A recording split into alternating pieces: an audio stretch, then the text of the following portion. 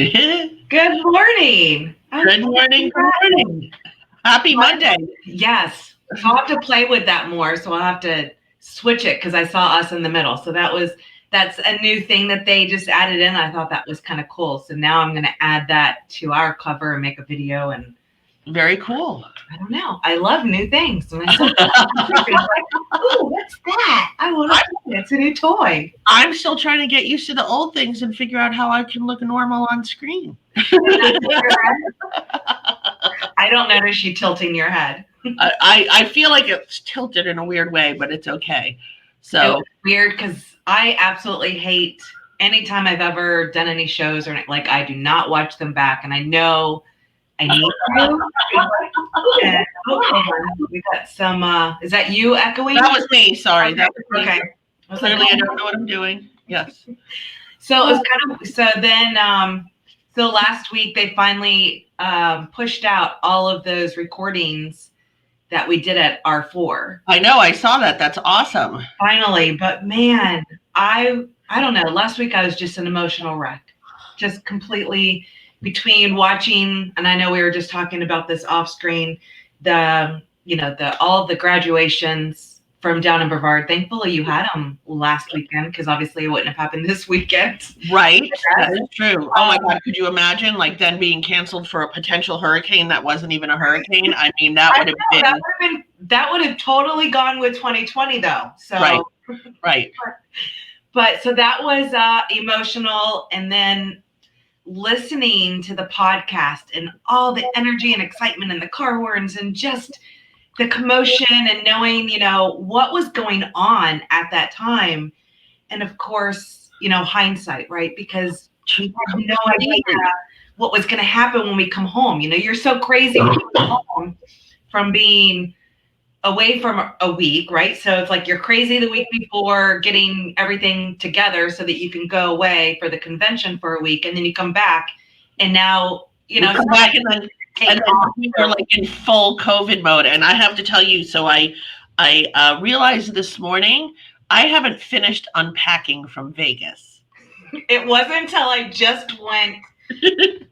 I went on a 2-day camping trip. So I went to go grab my carry-on, and I realized that was all the promotional stuff. That's what I haven't unpacked. All the promotional stuff is still sitting in my bag. I had to go find a different one, but it was like all of our glow bracelets from the party posse. And I did find all of how appropriate, but the Children's Miracle Network table had all of the sanitation things. So I was like, sanitizing little bottles, and I was like, oh, well, that's kind of good. So I got those out. But yeah, so it was, because we had done the big meetup. So I had all the confetti paper with the, all the goodies and swag and just so that carry on. I mean, I haven't touched it since then. That was emotional. And then to listen to the podcast, and yeah, it was just surreal. I don't even know, but it was such an emotional week. And then top off, my graduation was finally, well, not mine. Yes, Hunter's. So congratulations on Hunter graduating. That's super awesome.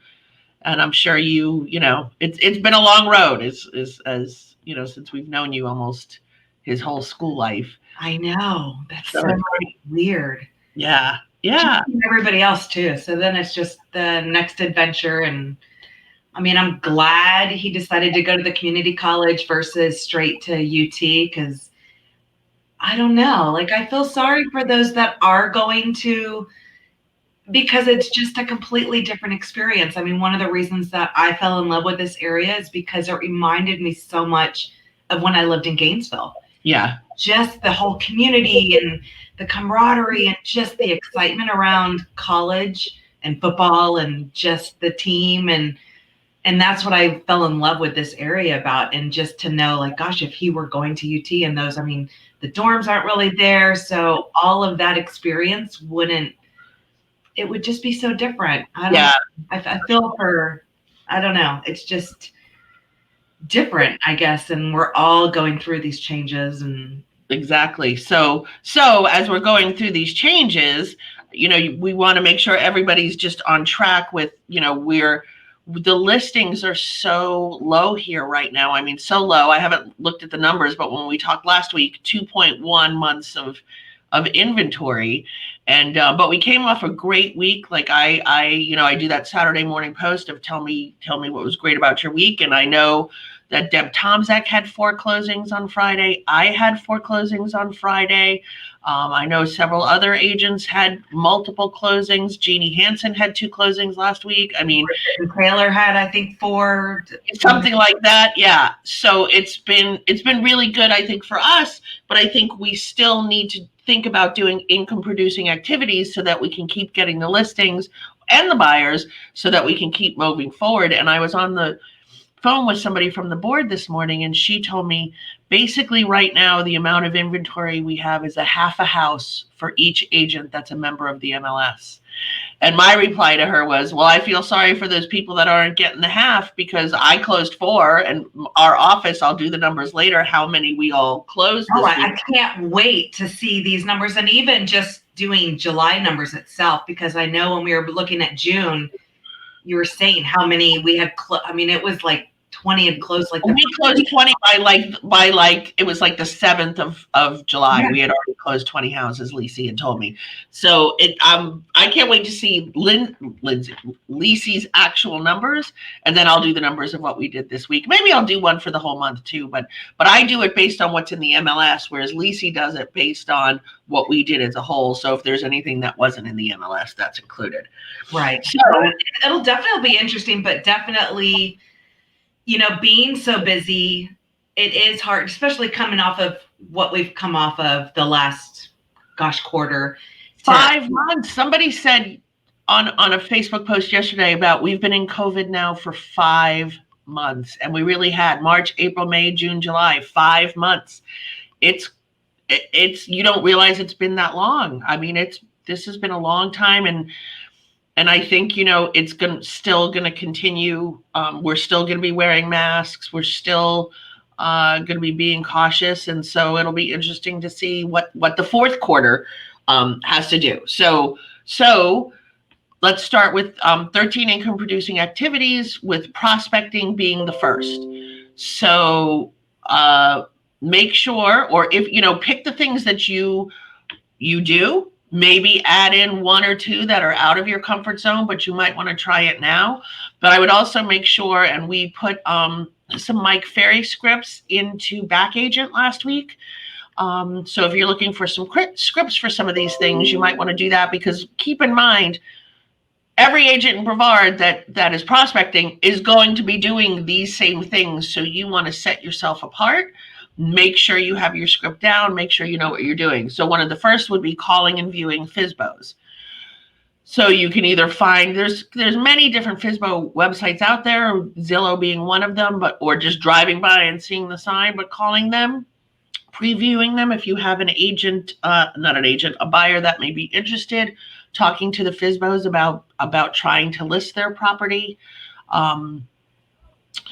And then the next would be calling and mailing to expireds. Are we seeing expireds because they took it off the market because of COVID and now it's expired, and now maybe they're not sure that houses are selling? I think that's part of why maybe people are not putting their house on the market is, well, is it going to sell? And am I just going to have looky-loos? It's going to sell. I mean, if priced right, houses are going quickly. We're seeing a lot of houses overpriced, and then those sit, and so I think that's the key. Another one, and this one's a little tough, so I think everybody has to determine how they want to do this, is holding open houses. Because you're still, the majority of the people that are coming through an open house usually don't have an agent yet. So can you get them as buyers, or are they the neighbors who are seeing that you're doing the extra work to get the house sold, and maybe they're thinking about listing and they see you doing an open house and they think, oh, I want that kind of person, a person who's a hustler, to list my house. Just make sure when you're doing the open houses, you're still doing social distancing. If you need to provide masks or hand sanitizer, or team up with another agent so you both can kind of make sure, people aren't touching everything. And I think that the new way of open house as well is by doing a Facebook Live, or, if you're doing like the Matterport 3D or anything like that, you can easily just do a Zoom, or like what we're doing. You're in the little bottom, you have the 3D Matterport, go live, share your screen, and you give a tour using the Matterport that you already have from the convenience of your Yep. home. Exactly. And you're, exactly. you know, pre-schedule it as an event and go live, but give a tour and you're scrolling, you're controlling how you're touring that home. But it does make it nice and easy. I mean, there's unique ways of doing it. If you don't, you can go live at the house. But to me, if you're doing the 3D tour, you can do it. You could use Loom and pre-record and then post it up there. There's so many different unique ways that you can market it and do it that way. So, and there's so many different Facebook groups. If it's in Suntree, share it with the Suntree Facebook group. If it's in, Indian Harbor Beach, share it with them. I know there's a Facebook group for Melbourne Beach. I mean, I know, so that's another way so that you can get it marketed and get it out there, is sharing it with all the different groups on Facebook. So you're pulling in all the buyers that are out there. And we used to say, I remember when we first really started talking about the internet and people searching on the internet, the first statistic I remember was 81% of all people start their search on the internet. And now I don't know what the statistic is, but I have to believe it may not be 100, because I think you still have some people who are not internet savvy, but I have to believe it's like 98, 99% of all people start their search on the internet. So yeah, do your open houses that way. I know that Next Door Photos with Dave Dahl, they had an add-on where they would do the video walkthrough for Zillow for you, and I think it was only $50, but don't miss, if it's not 50, it's 75. It's not that much money. So if the Matterport doesn't fit into your marketing plan, I think that add-on certainly. and I think in today's market, that's almost a must. I mean, Yeah. I truly do, because I think, the people that are serious about buying, they're going to really appreciate that, because and I think your sellers are going to appreciate the fact that people can do that walkthrough virtually versus coming into the house, especially if it's not a vacant home. Right. Exactly. So, but there's still the value in being in the house live. But one of my closings this Friday, the buyer actually never saw the house other than the video walkthrough I did with her, the pictures on the internet, and all the pictures that I did for her. She was in Maryland, and she didn't want to come down because of the COVID. So we did it all virtually, and it's working, and it's funny for her. It was an emotional downsize. Her husband had passed away. She's in her 50s, so it was an unexpected pass away. And they were from here. I had sold their house previously. She and her son, 17 years old, didn't want to stay in Maryland alone. They wanted to come back home. And it was a huge downsize. They were leaving like a 3,200 square foot home in Maryland to do a townhouse here in Suntree, because she's trying now. She's got to watch her money and the whole thing. And it was very emotional for them. They got here and they said when they got there, oh my gosh, this is way better than we even thought the pictures were. So it was good. They were, it was emotional. So, and I think if you offer that, it's going to help you stand apart if you're competing against for a listing, and right now listings, are key. So I think they are offering something like that, that's going to make you stand apart, I think. Yeah, I agree because I'm still seeing agents that are posting pictures that they took from their phone, and you can just tell from the lighting or the angle of the photo or the thumbprint in the way of the camera, or that. Yeah. Yes, I know. I just think it's a worthy investment to use a professional photographer. I think everybody at REMAX Elite is doing that, but if you're not, you need to. And remember, just if you have any questions, just post them, and we'll answer them as we're going along. So the next one is calling and mailing your network. And I think that would also include maybe contacting them via social media. So one of the words that we have been using this whole time is being mindful. So when you're contacting your network, just contact them to see how they're doing. If they're, how are they feeling about the COVID? Can you help somebody get groceries? And it could turn into something. you And know? even those that just had graduation, reach out to those if you know they have. I mean, I love the video aspect, just because I think it's just so personal, especially right now.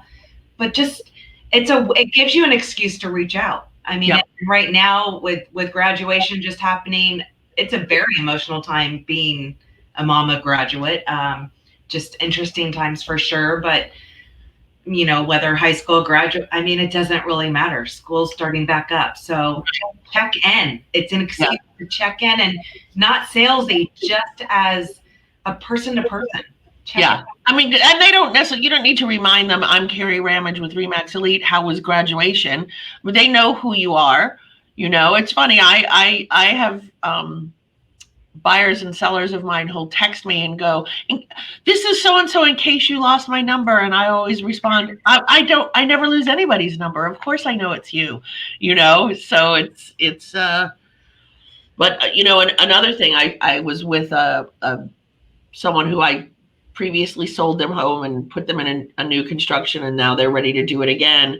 And we went out to the models to look, and the lots, like to do a lot hold, they are going quick. I mean, and people are coming from other parts of the country. And I think anybody, certainly my sister lives in Connecticut, and she says that market had been flat for such a long time, but she's on the New York train line, but she's 2 hours from New York City. And then my best friend is in Westchester County, which is about an hour north of New York City. Both of those markets are on fire because the people in Manhattan who have been on lockdown and are still on lockdown, there are no restaurants open there yet. Still, only for delivery. So they're saying how like people are fleeing because they can't stand the lockdown anymore. And what if this happens again? We're also seeing some of those people who were thinking about coming here looking. And so they're gobbling up lots till they can get here to actually look at it and look at the house. So if you're taking them out to new construction, make sure you're doing that. I have a couple who's moving down from Virginia, and they're going to be working virtually. She works actually for Northrop Grumman, but in the human resources department, and she has been working virtually for years. So now she's like, oh, we might as well just live where we want to live. Let's go to sunny Florida. And that's what they're doing. So, I think we're going to see a lot more of that.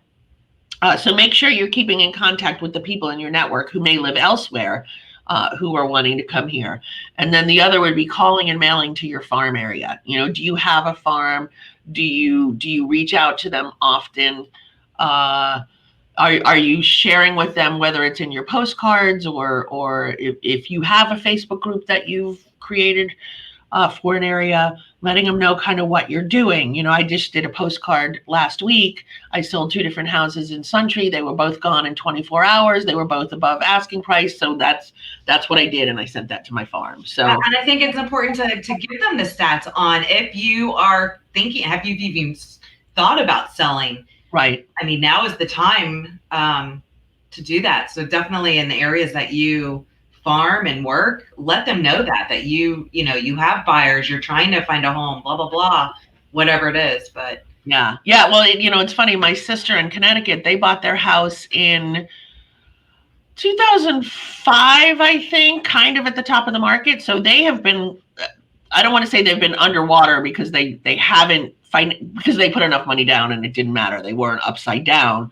but they were going to sell the house for less up until kind of the last 2 months. And now it's getting back up there, and she is retired and they've been thinking about moving back down to Florida. And I'm like, if you're thinking about it, you want to take advantage of right now when your house is at the top of the market, because it may not stay there. 6 months from now, we don't know what's going to happen. We don't, all indicators are that we're still going to have a healthy market, but you never know. There's a lot going on. We'll still be in COVID. There's an election. I don't want to get political, but whenever there's an election, there's always a pause in the market a little bit. So, and then the next thing that we want to talk about while you're, is work on your presentation. Work on your presentation. Work on your listing conversation. Work on your listing presentation as well. But I think the conversation part of the listing, to me, is really the important part. Yeah. We talked about this the last time, I think. I have a listing presentation. I actually don't even open it while I'm with the sellers. I have my listing presentation down. It was one of the very first things that I learned in real estate. I did it was a week-long boot camp when I was in Connecticut, and to learn, what to say and how to say it, and put your spin on it so it sounds natural. And then if you need working on or honing in on how you're showing to the buyers, what are you doing and saying to stimulate them to make the right choice, right? So when I used to sit in the Bat Cave with Jeannie and John and Karen, Jeannie used to always say, I hate when the buyers pick the house I don't want them to pick, because but it's their choice. My line to my buyers is, I know I don't get a vote, but if I had a vote, this is the house that I think is the right one, and these are the reasons why. And usually it's the one that they want anyway. But to work on that, and then while your buyer is in the process, and make sure you're working on what to say to them, get your checklists together. So, first contract, next inspection, then insurance quotes, whatever it is, make sure you've got that tightened up. I know we're all so busy though. We thought we were going to have so much time off to just prep. And that's probably part of the reason why I haven't finished unpacking from Vegas, because I've been so busy, I think having a checklist for buyers and sellers so that they know what to expect is so crucial, because I know, like, when I sold, I got that, and it went over the dates and everything from inspection dates. I mean, just everything. And it was really just a full checklist of what to expect. And I think sometimes we think so much with the realtor brain, because we do this all the time, that right. we forget to explain. And I think that's super helpful for buyers or sellers to know what to expect. And if you have that checklist and you can have the dates filled in, Yep. they understand what to expect next, or Yep. what the home inspector is going to be looking for. I think it's those little things, and it really creates that full experience. Right. I mean, totally. It's funny, in all these Facebook groups, real estate Facebook groups, they talk about what are the money-making activities. And there's a whole school of thought that you shouldn't attend closings. I am not a believer in that. The reason why is because it's not a money-making activity, right? It's not creating a new buyer or seller.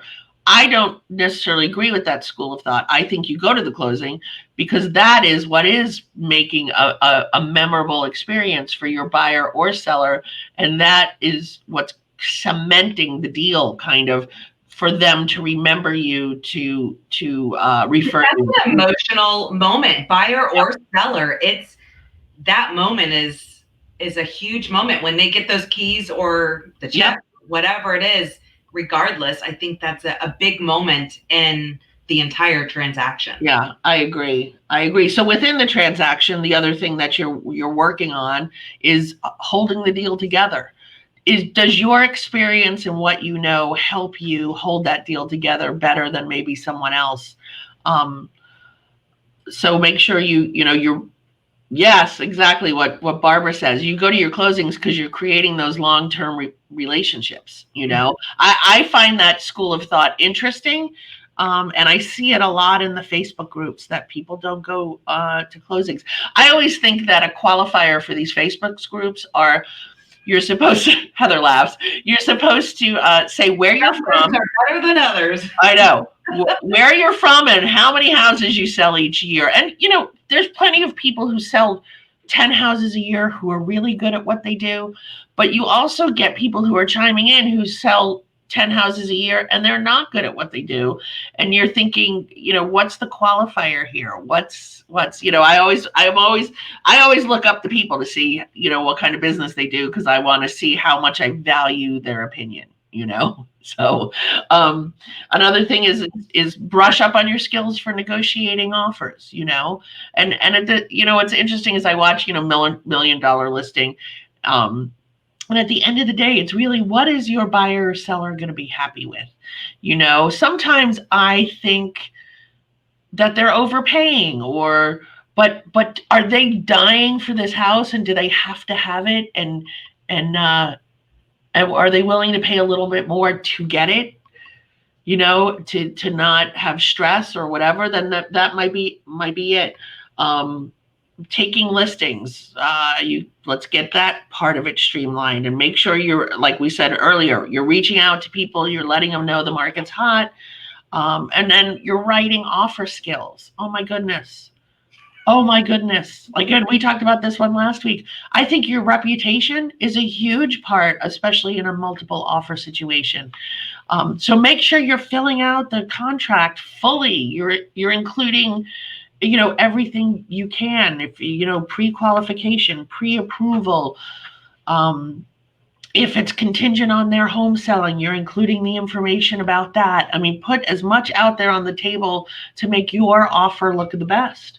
And then the last thing is the closing, right? So the closing, and so the school of thought that that's not income producing is interesting to me, because I truly believe it is. I mean, it might be an hour out of your day that you could be doing something else, but it's an hour out of your day that your buyers or your sellers are always going to remember. I think it's just one of those things. You can't put a price tag on a relationship. Right. Agree. Totally agree. Okay, so that's our list of income producing things. There's a lot of stuff, but I think it's important to prioritize. Yeah. Just so that you can keep that balance. I mean, as kids are about to go to school, but they're still not. Yep. I think it's still important to, keep that focus, because we are so crazy, just so that we can have that balance. I know. Well, and that wheel that we have in our business planning. My brain just. Right. Well, so that brings us to the weekly activity, which is we're heading into the fourth quarter. Sorry, I was like, fourth quarter of 2020. When I was a kid, I thought the world was going to be over by now. Just so you know, I used to stay up at night when I was like 7 and 8 worrying about the end of the world. Yeah. Because that was around the time of like the book 1984, and I'm Catholic, and we talk, yes, I was convinced the world was ending and it was going to be before now. So anyway, so we're actually going to get ready to do our business planning in the fourth quarter for 2021, but now is a good time. I know, crazy, right? Now is a good time to reimagine your vision board. Has anything changed?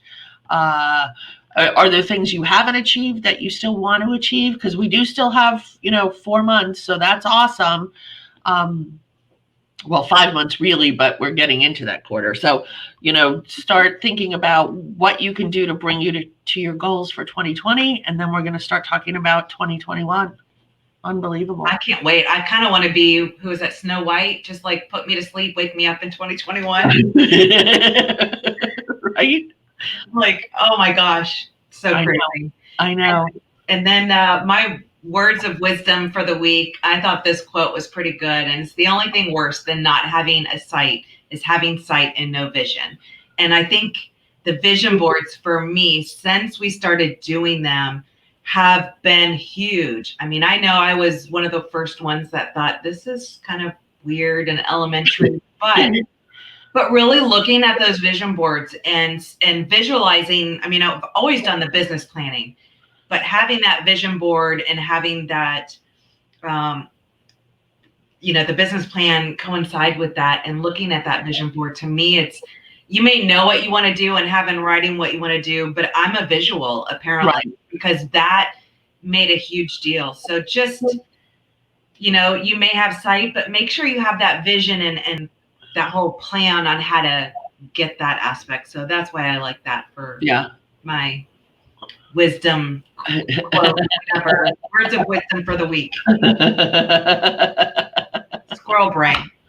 Oh my God! Sure it's not 8 o'clock on a Monday after I got that whole hurricane thing, and I get to be like the people, all of your family from out of state, trying to follow it. And I guess luckily I know, because I'm a Floridian, I know that people, all the news people, they find the tunnels, right, like right by the banks where the wind, so that it could just be the most. But then so you see all that, and it's like, because we always made fun of newscasters during hurricanes, because then I see everybody else is out on the water or over at the beach, and I'm like, I see pictures of your yard, and there's like a video, and the trees are not even moving. So I have a bucket. Watching on the news. I have a bucket that I left out on my patio. I got to put it away.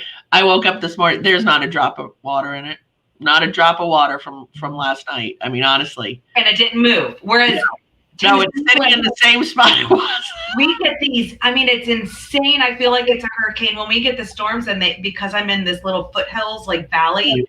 When the storms come from, we have mountains on both sides. So east and west, we have mountains. But when that storm comes north to south or whatever, and we're in that valley, the wind is insane. Like more, I mean, the gusts, I mean, they're like 70-mile-per-hour gusts. So like my chairs that are around my fire pit are just like all over the yard. My bird feeders are all over. So we have to like put them to the fence post. So it's so weird because I think of it as like mini hurricanes whenever we have. Whenever you have, that's fun. So we were lucky that nothing happened here. I think on the northern part of the East Coast, they're going to feel a little more than we did, but yeah, well, we made it good. Yeah, I wasn't sure. I was like, "Are we still going to do this?" I mean, but you just never know. But exactly. I started looking at pictures and videos that people are posting, and I'm like, "Okay, I think we're good." Yeah, we're good. It's like nothing happened. So anyway, I think that's it for today. That's it for today. And so I wore the shirt, wake up, kick ass, repeat. I was like, oh yeah, that's how I end. So that's good. And then we'll have to think of what to do for next week. Right. Anybody have any suggestions? Just text us, put it in the Facebook group. Any kind of subject you're thinking you want to talk about. And I can't wait to get those stats. So I know. I'm going to do that right now. Go do that. Send those over. It's also a month of miracles just started. So stay tuned tomorrow. In tomorrow's newsletter, I have a bunch of graphics and goodies and all that fun stuff. Yeah, make sure you're using your miracle. I want to see pictures. So Miracle Home Riders on your listings. Let your people know that you give a portion of your proceeds. That's a great way to send out to charity. Fear is announcing Month of Miracles and how you're a miracle agent. We do have a blog on our office website as well as on our Max Elite U website about it, so you can give stats. I have links to all of the articles we've been in, whether it be like the Above magazine, REMAX, all that kind of fun stuff. So use that as a way to reach out. If you're not sure what to do, add it to your newsletter. Whatever it is, if you have any questions, you know how to find me. Exactly. All right. Have a great week, everybody. All right. Bye, guys.